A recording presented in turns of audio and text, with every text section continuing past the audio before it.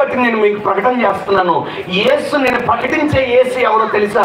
నిన్ను బాగుగా ఎరిగిన దేవుడు. దేవునికి మహిమ కలుగును గాక. హల్లెలూయా. కాబట్టి నేను ఆయన ఎరిగిన వాడు. నువ్వు ఎవరో తెలుసు, నీ స్థితి ఏంటో తెలుసు, నీ పరిస్థితులు ఏంటో తెలుసు, నీ ఉన్నటువంటి సిచ్యువేషన్ ఏంటో తెలుసు.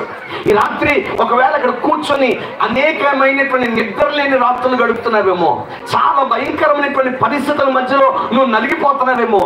కుటుంబ సమస్యలు కావచ్చు, వ్యాధులు కావచ్చు, అనేకమైనటువంటి బలహీనతలు కావచ్చు, నీ పిల్లలు కూర్చున్నటువంటి చింత కావచ్చు, భవిష్యత్తును కూర్చున్నటువంటి భయము కావచ్చు, ఎన్నో భయాల మధ్యలో నువ్వు జీవిస్తున్నావేమో. ఈ రాత్రి నేను ప్రకటిస్తున్నటువంటి యేసు ఎవరో తెలుసా? ఆయన నిన్ను ఎరిగిన వాడు. దేవునికి మహిమ కలుగును గాక. హల్లెలూయా. ఈ రాత్రి కనుక నువ్వు ఆయన దగ్గరికి రాగలిగితే, ఈ రాత్రి ప్రభు దగ్గరికి నువ్వు రాగలిగితే, ఖచ్చితంగా ఆయన నీ జీవితాన్ని ఒక ఆశీర్వాదకరమైనటువంటి ఓటగా మార్చడానికి ఆయన సిద్ధంగా ఉన్నాడు. దేవునికి స్తోత్రం కలుగును గాక. హల్లెలూయా. కేవలం నీ స్థితిగతులు మాత్రమే కాదు ఎరిగిన వాడు.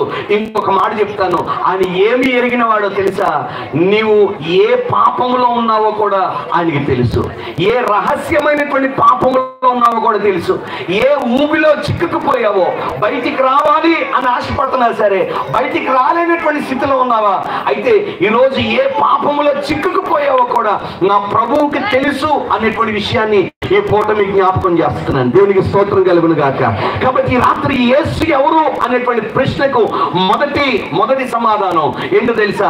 ఆయన నిన్ను ఎరిగిన వాడు, నీ స్థితిగతులు ఎరిగిన వాడు, నీ రహస్య జీవితం ఎరిగిన వాడు. నువ్వు పండుకొనుట నువ్వు తెలుసు, నువ్వు లేచుట తెలుసు, నువ్వు కూర్చుండట తెలుసు, నువ్వు ఎక్కడ ఉన్నావో, ఏ స్థలంలో ఉన్నావో సమస్తము ఎరిగిన దేవుడు ఈ రాత్రి ప్రభు నీతో మాట్లాడుతున్నాడు. దేవునికి స్తోత్రం కలుగును గాక. హల్లెలూయా. కాబట్టి యేసు ఎవరంటే ఆయన నిన్ను ఎరిగిన వాడు అని గుర్తుపెట్టుకోవాలి. రెండవ మాట జ్ఞాపకం చేస్తున్నాను. యేసు ఎవరు అని అంటే, జక్కయ్య ఆ చెట్టు కిందకి రాగానే జక్కయ్యకి అర్థమైనటువంటి విషయం ఏంటి తెలుసా? ఆ యేసు ఎవరో కాదు. ఆ యేసయ్య అన్నాడు, జక్కయ్య త్వరగా దిగిరా, నేడు నేను నీ ఇంట ఉండవలసి ఉంది. స్తోత్రం చెప్పండి.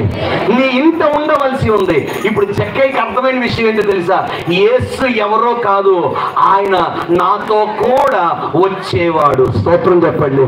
ఆయన నాతో కూడా వచ్చేవాడు, నాతో ఉండడానికి ఇష్టపడేవాడు, నాతో నన్ను ప్రేమించడానికి ఇష్టపడేవాడు, నాతో నివసించడానికి ఇష్టపడేవాడు. స్తోత్రం చెప్పండి బిగ్గరగా.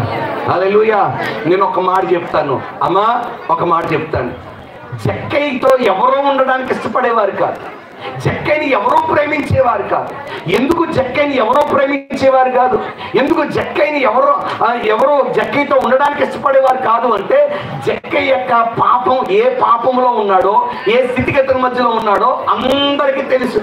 కాబట్టి అందరికీ తెలుసు కాబట్టి జక్కయ్యతో ఎవరో ఉండడానికి కానీ, జక్కయ్యతో సహవాసం చేయడానికి కానీ, జక్కయ్య ఇంటికి వెళ్ళడానికి కానీ ఎవరో ఇష్టపడేవారు కాదు. ఈరోజు నేను ఒక మాట చెప్తాను. మనతో ఎవరైనా ఉంటున్నారు అంటే, మనతో ఎవరైనా సహవాసం చేస్తున్నారు అంటే, నేను ఒక మాట చెప్పనా, వాళ్ళు పూర్తిగా మన గురించి వాళ్ళకి తెలియదండి. మన గురించి మనం ఏంటో, మన స్థితి వారికి పూర్తిగా తెలియదు. ఎందుకో తెలుసా?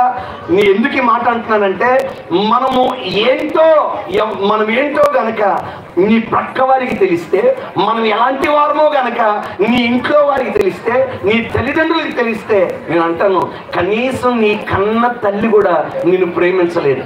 ఒక కవి శ్రీశ్రీ ఇట్లా అన్నాడు, ఏంటి తెలుసా? నాకు తెలిసిన నేను నీకు తెలీదు, నాకు తెలిసిన నేను నీకు తెలిస్తే నువ్వు నన్ను ప్రేమిస్తావా? అర్థమైందండి? మళ్ళా చెప్తున్నా. కవి అన్నాడు, నాకు తెలిసిన నేను నీకు తెలియదు, నాకు తెలిసిన నేను నీకు తెలిస్తే నువ్వు నన్ను ప్రేమిస్తావా, ప్రేమించగలుగుతావా అని అన్నాడు. ఎందుకో తెలుసా? ఈరోజు నేను అంటున్నాను, పైకి కనిపించేటువంటి ఫిన్ని వేరు, లోపల ఉన్నటువంటి ఫిన్ని వేరు, లోపల ఉన్నటువంటి వ్యక్తి వేరు.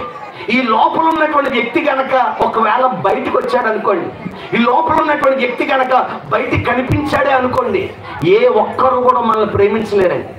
మన లోపల అంతరంగంలో ఉన్నటువంటి పాపం అంత భయంకరమైంది, మన ఆలోచన అంత భయంకరమైనది, మన లోపల ఉన్నటువంటి ఇన్నర్ మ్యాన్, లోపల ఉన్నటువంటి అంతరంగ పురుషుడు అంత భయంకరమైన వ్యక్తి. ఈరోజు మనతో ఎవరైనా తిరుగుతున్నారు, మనతో కలిసి ఎవరైనా ఉన్నారు అంటే కారణం మనం పూర్తిగా ఎరగలేదు.